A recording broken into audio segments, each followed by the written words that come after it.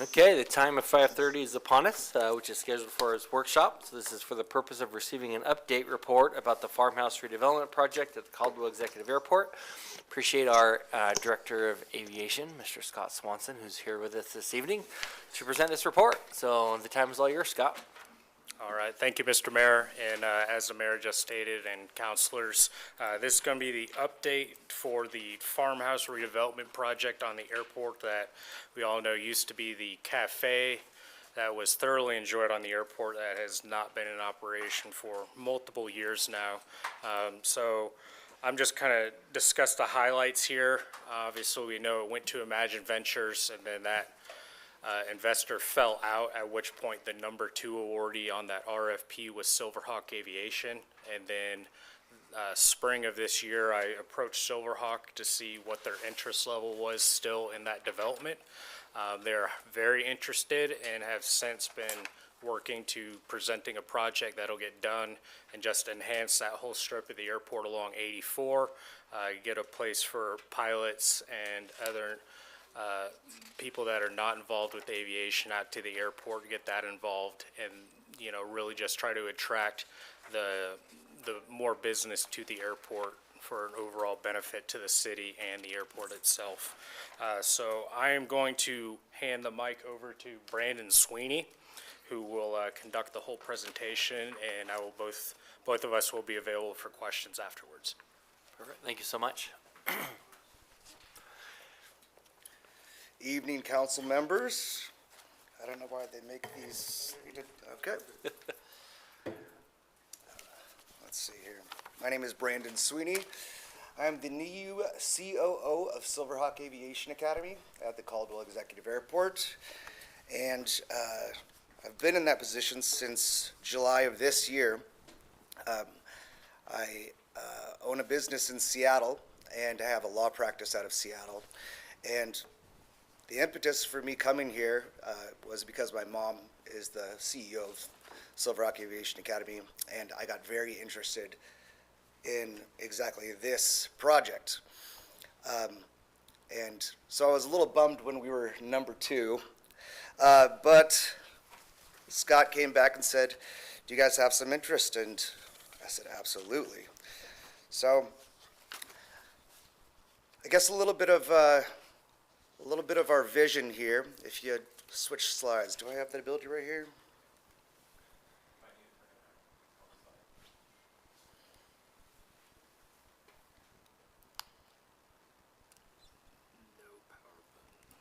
No. That's kind of slick.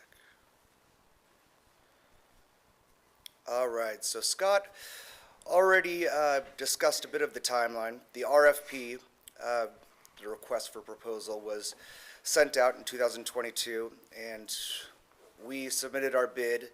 It was given to Imagine Ventures, and for reasons that I'm unaware of, they decided to back out after doing quite a bit of actual due diligence and getting architecture drawings and even talking with restaurateurs and seeing if they could come up with a restaurant. What you see right there in the image is the plot of land that is right now in discussion, about 28,600 square feet, where the old airport cafe used to be. As I said earlier, I'm the new COO of Silverhawk Aviation Academy. We are the largest flight school in Idaho. We have around 250 students. We teach both fixed wing planes and helicopters instructions. It's a completely family-owned business. As I said, my mom is the CEO, I'm the COO, and my 2 sisters work there as well. We opened up a secondary campus in Ontario to allow for more growth. And our growth has been very conservative, which I'll get into later when we discuss feasibility of this project. But we are very excited to give a little bit more back to the city of Caldwell. This project by itself, after speaking with several different entities that wanted to pitch an idea for it, it's going to be a project where the return on investment is going to be a long time. You're going to need to spend $5 to $10 million on this project, and you can't lease out space at the Caldwell Airport for a ton of money. And my mom, the CEO, she is not so concerned about the return on investment. It's given her a successful business for 27 years, and she wants to leave a legacy where she gives back to the Caldwell area as well as the Caldwell Airport, and pays homage to the Airport Cafe. All right, so the goals of this project from our standpoint is trifold. So to provide a local hub that pays homage to the Airport Cafe and a place for pilots and lobbyists to come and visit, eat food, drink some coffee, and discuss aircraft and aviation history. I don't know how many of you guys had been to the old Airport Cafe, but it was just littered with pictures of old pilots, old planes, old mechanics, different festivals and stuff. We're keeping all that, and we are repurposing all of our, broken down helicopter airplane parts into decorations that will be used inside of the FBO. We want to build a high-end hangar, and I guess that's literal, a large hangar that can accommodate larger aircraft than we can currently now, which will probably appeal to a wealthier demographic and bring in a little bit more money into the community. Along with that, we want to provide offices, conference rooms, and a public lounge for our aviation students and for the general public, all aviation themed. And we don't just want, our students to use it, the restaurant patrons to use it, but we want it to be a place where the community can come and watch the airfield and learn a little bit about aviation and aviation history. All right, so I got two designs here, and if any of these strikes a chord with anybody, or if you have strong feelings about it, please let me know. Keep in mind, these were created by me, and I do not have an architecture degree or design degree. So, just taking the broad strokes, not the details. But the first design is kind of your standard modern FBO, 2 floors. Both will have a restaurant, obviously. Ideally on the second floor, that'll see the whole airfield. But this is the first design, and then the second design looks like that, and it's got more of a, I guess, Caldwell lodgy feel to it. I'm not gonna tell you which one's my favorite, but actually, this one is my favorite. It's a much. I feel like it aligns with the Caldwell Executive Airport, and it would be inviting more so than a very modern FBO. So again, if you have particular opinions, strong opinions, just let me know. Both of them will have kind of this backside facade where patrons can see, whether they're at the restaurant or on the ground floor, they can see everything that's happening in the airfield. Again, trying to create an environment where hobbyists, enthusiasts, and families can come and just watch what's happening at the Executive Airport. Both of them will be looking at the whole airfield, including all of the helicopters and planes that we have coming in and out of our hangars as well. So this is how we would like to use the footprint. Silverhawk owns all of the space to the northwest, so on your slide to the left of the farmhouse property. And the only way that we can make this work is if we use some of that for parking. And I'll get into that in a little bit more detail. But in broad strokes, the amenities would be a hangar, a cafe, offices and conference rooms for the public as well as for pilots coming in, a pilot lounge that ideally would be connected to a coffee shop. We'd have to find tenants to do that, and then that coffee shop. I'll go into a little bit more detail on those in a bit. So here is the ground floor. a lot of the parking, you see on the bottom, the yellow. So parking is, it's not just a space kind of design problem. It's a bit of a regulatory problem with how many seats we intend to put into the restaurant. We have to have a certain amount of parking spaces. I think it's 3 to 1. Not really sure, but as soon as we have the architects actually drafted up, we're going to have to find a little bit more parking space. All right. Like I said, we're going to have a lot of amenities, and a lot of them will be open to the public to engender a little bit of community. There's going to be a lobby on both floors, a very large conference room on the second floor that is pushed up against the airport restaurant, and some offices.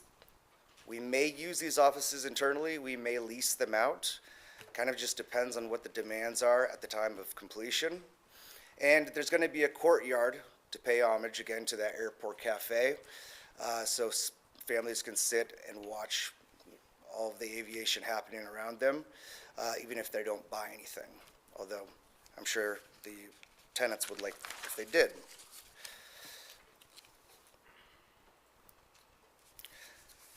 As I said, the hangar is more space than we need, that's for sure. It's going to be about 17,000 square feet, probably about 30 feet high, which is high enough and wide enough to get in most light jets.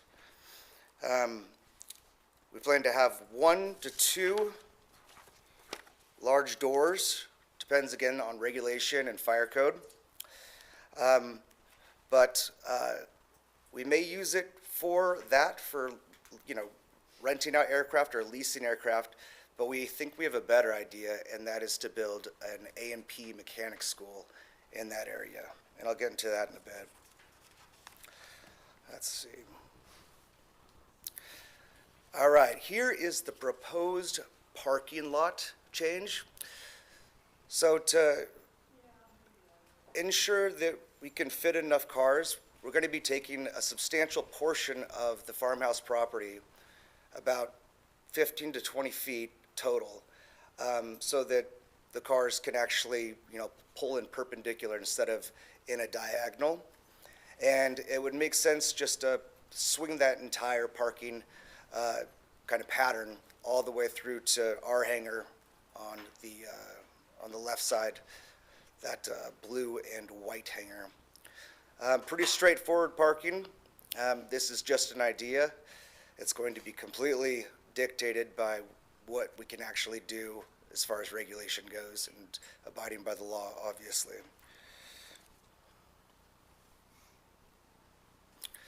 Here is the project timeline. So I've built out 8 or 9 of my own businesses, and I know these timelines can be pretty worthless. It's very rare that contractors hit their dates, so I purposefully made this one very conservative. But we plan to tackle this in 2 parts. The first part is a hangar. So after we get, the architectural drawings, the permits, everything, the planning stage is over, we would construct the hangar. Hangars are relatively easy to build, and we have a contractor that just finished another one of our hangars. And then we would start construction on the 2-story amenity building. This would give us enough time to procure a restaurant tenant, and with most restaurant tenants, if they're coming in at that stage, they can influence how the restaurant looks, and then we can build to that spec.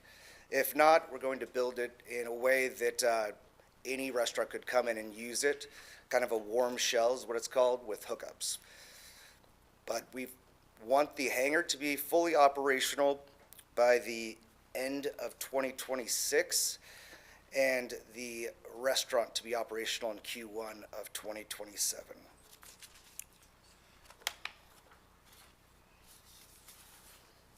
So this is a lot more space than we need, as I said. And so we've been discussing how to use that space. And Something that the industry, the entire aviation industry needs right now is more A&P mechanics. And I'll show you the statistics in a second. But there are significant barriers to entry for building out an A&P school, which is why we only have one of them in Idaho. The barriers are you have to have a lot of aircraft to teach students on different aircraft. You have to have a lot of hangar space. You have to have millions of dollars in tools and hoists and sandblasters and all kinds of equipment to work on aircraft. And so that's why we don't see a lot of them. Well, Silverhawk already has all of that. So I think that, well, we think it would be a great synergistic use of the assets that we already have, while also utilizing the space in a way that can give us a nice return on the investment. So those are all the schools, A&P schools in our area. To give you an idea, Idaho State University is about 250 miles away. They have capacity for just 25 students a year.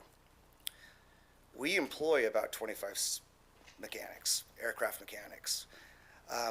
And if you go to their website, the first thing it says is, right now, we need 272,000 aircraft mechanics. We just don't even have close to the capacity to create enough mechanics. A lot of these schools have 6 to 18-month wait lists. In my research, I've talked to several schools that have more than a 2-year wait list. So Boise needs one, the area needs one. There's no doubt about that, whether we do it or not. This is a scary stat because this is Bureau of Labor and Statistics. They don't have, any horse in the race. This is just the data. But that red line shows what we need. And the green line shows if we had the best case scenario, if we used all of our capacity, how many A&P mechanics we would have. So by 2032, we are upside down by more than double. We need that many more mechanics than we'll have capacity for. We're already seeing this right now. It's incredibly hard to hire aircraft mechanics. The average age of an aircraft mechanic right now is 52, and of those 52-year-olds, almost half of them have plans to retire by 62. So there's going to be a giant deficit of airplane mechanics, aircraft mechanics. We just usually hear about the pilot deficit because it's something we can see all the time, but the real deficit is in people to work on those planes. That is our plan for the farmhouse property. I haven't done this before, but do I take questions or? If you're up to it, if there's some, course. so we'd love to. Thank you so much, Brandon. Appreciate you coming down and appreciate your service on the airport board as well. So thank you so much. Councilor Williams. Thank you, Mr. Mayor. Yes. Brandon, again, I'd like to thank you for being on the board as well. You're a great contribution. I want to say publicly, I wasn't a part of the original process, but I think Silverhawk should have been number one. It makes a lot of sense for them to be building out there. You practically have half of an FBO already, and I'm sure everybody else knows this, but FBO is field-based operations, right?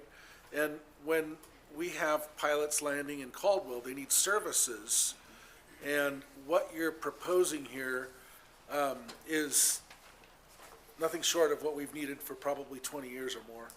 And so I'm glad to see what you're doing here, and even the A&P school, I think it's a brilliant idea. The thing you didn't mention, and maybe you could touch on it just briefly, because I know we're short on time and other people probably want to speak. Silverhawk accepts the military students, right? Can you just touch on that briefly, because how many pilot schools do that? Yeah, of course. And thank you, Councilman, for that question. Silverhawk has a long-standing history of accepting VA, and that's been a big focus of Silverhawks for a long time. We partner with Treasure Valley Community College so that people can use their VA funds, which can be attached to most trade schools, but can be used for higher education. So TVCC partnered up with us and said, why don't we offer these people a degree while at the same time we can use all of your assets? So think like the ground school has done at TVCC, and when they need to actually use that ground school and go fly, they come over to us.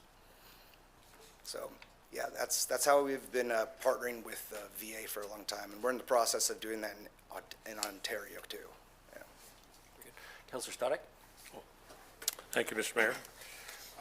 First of all, forgive my ignorance, but do you own part of the property that you're going to build on? The farmhouse property? Yeah, So Silverhawk owns the portion that is just northwest of it. and how much is that, a acre, 2 acres? It's- Roughly. Yeah, I would guess it's probably about 2 acres. So 2 we have acres. that fuel farm, just to give context to the others that are looking at this. Go back to the original. So Last, yeah. just left of the red amenities, all the way for about 500 feet, we own that property, or lease it. We don't technically own it. Okay. And I didn't see any Hawker 700 or Cessna citations in there. Any Yeah. reason why? Is that a personal favorite of yours?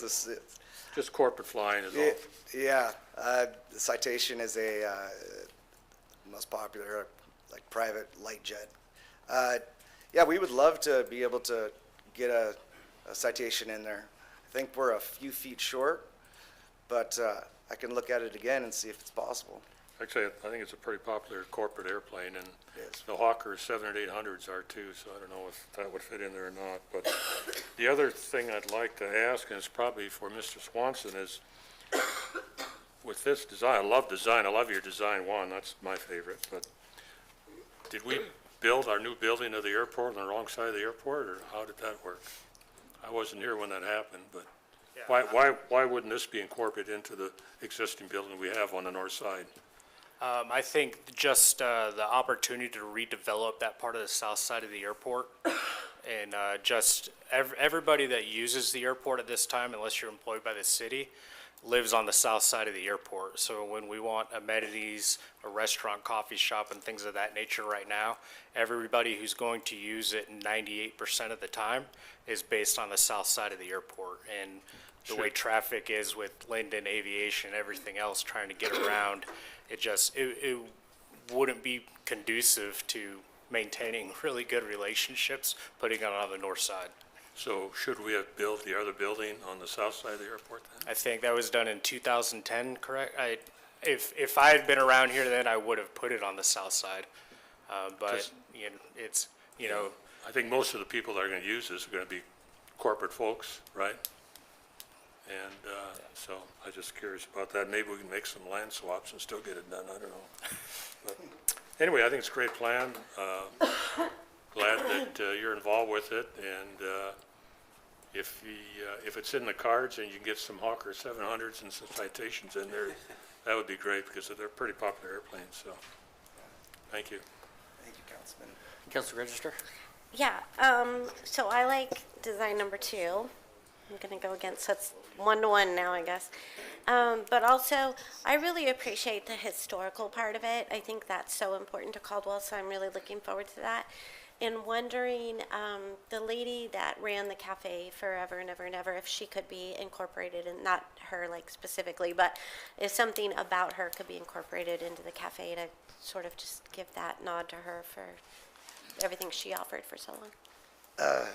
Yeah, so there's 2 of them, but I'm guessing you're referencing the little older gal that had a Yeah. chest tattoo? Yeah, well, She made me lunches all family through in high general. school.